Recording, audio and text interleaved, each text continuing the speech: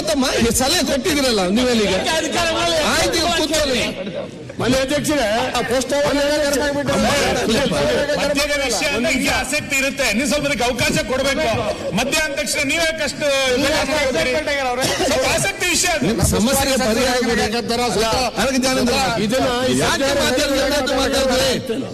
Sir ಅಧ್ಯಕ್ಷರೇ, ಈಗ ಇಲಾಖೆ ಅಬಕಾರಿ ಇಲಾಖೆ ಮತ್ತು ಪೊಲೀಸ್ ಇಲಾಖೆಗೆ ಗೊತ್ತಿದ್ದೇ ಇದಾಗ್ತದೆ. ಅವ್ರು ಮಾತಾಡಿ ಕಾಮ್ ಕೊಡ್ತೇನೆ. ಗೊತ್ತಿದ್ದೇ ಇದಾಗ್ತಾ ಇದೆ.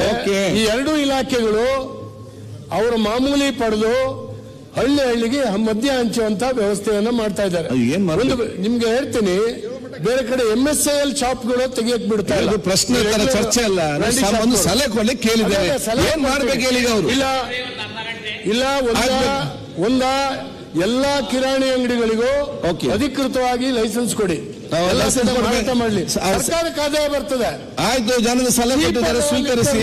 ಆಯ್ತು, ತಗೊಂಡೋಗಿ SC ST ಕಾಲೋನಿಯ ಹತ್ರ ಇರುವಂತ ಕಿರಾಣಿ ಅಂಗಡಿಯಲ್ಲಿ ಹಂಚ್ತಾ ಇದ್ದಾರೆ. ನನ್ನ ಕ್ಷೇತ್ರದಲ್ಲಿ ಬಂದ್ ಮಾಡಬೇಕು. ಒಂದ್ ನಿಮಿಷ ಸರ್ವೆ ಮಾಡಿಸ್ಬೇಕು. 35-40 ವರ್ಷದ ಒಬ್ಬ ಯುವಕನು ಬದುಕಿಲ್ಲ SC ST ಕಾಲೋನಿನಲ್ಲಿ. ಒಂದು 35 ವರ್ಷ ಶಾಸನ ಸಮಸ್ಯೆ ವಿಚಾರ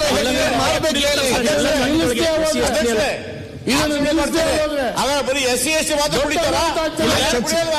ನೋಡಿ, ಸಮಸ್ಯೆ ಬೇರೆ. ಈಗ ಯಾಕೆ ಮಾತಾಡ್ತೀನಿ? ಸಲಹೆ ನೋಡಿ. ಯಾಕೆ SC ST ಮಾತ್ರ ಕುಡಿತಾರ? ಯಾರು ಕುಡಿಯಲ್ವಾ ನೀವು?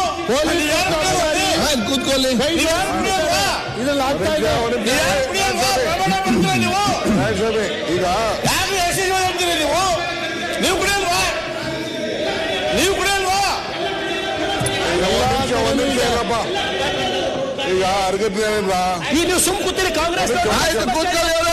ಒಂದ್ ನಿಮಿಷ ಸರಗಾರ್, ಇದು ಕಾಂಗ್ರೆಸ್ ಸಮಸ್ಯೆ. ಈಗ ನೀವು ಸಮಸ್ಯೆ ಜೋರಾಗ್ತದೆ. ಈಗ ಹೌದು ಮಾರ್ಯಾರ, ಈಗ ಅಲ್ಲಿ ಅಬಕಾರಿಂದ ಸಮಸ್ಯೆ, ಇಲ್ಲಿ ಯಾರಿಂದ ಸಮಸ್ಯೆ? ಅಧ್ಯಕ್ಷ, ಗವರ್ನರ್ ಅಡ್ರೆಸ್ ಇದೆ.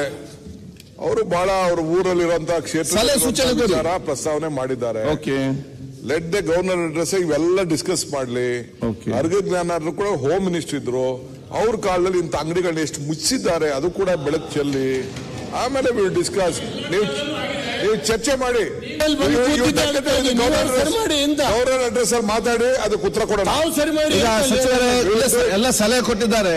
ನಾನು ಕೊಂಡು ಹೇಳಿದಿಷ್ಟೇ, ಇದು ಬಹಳ ಗಂಭೀರವಾದ ವಿಚಾರ ಇರಬಹುದು. ಸಚಿವರು ಯಾವ್ಯಾವ ಶಾಸಕ, ಗಂಭೀರ ವಿಷಯ, ಯಾವ್ಯಾವ ಶಾಸಕ